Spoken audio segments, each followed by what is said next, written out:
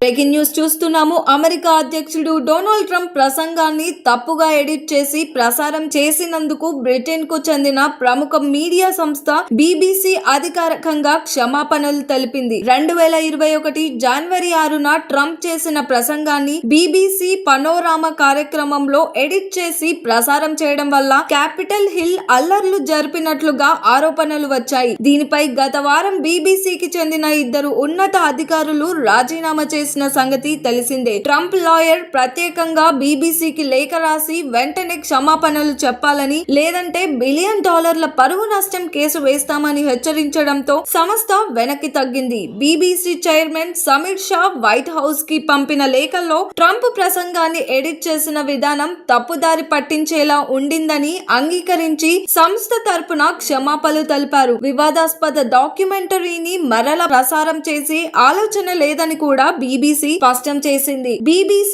తమ ఎడిటింగ్ చర్య ట్రంప్ ప్రతిష్టకు నష్టం కలిగించాలన్న ఉద్దేశంతో కానే కాదని తెలిపిన లాయర్ హెచ్చరిక తర్వాతే అధికారికంగా స్పందించడం గమనార్థమైంది. దీంతో ట్రంప్ పై వచ్చిన ఆరోపణలు, BBC పాత్ర, మీడియా బాధ్యతలపై చర్చ మళ్లీ జోరందుకుంది. మరి దీనిపైన మీ అభిప్రాయం ఏంటో కామెంట్ చేయండి. మరిన్ని అప్డేట్స్ కోసం చూస్తూనే ఉండండి RLR TV.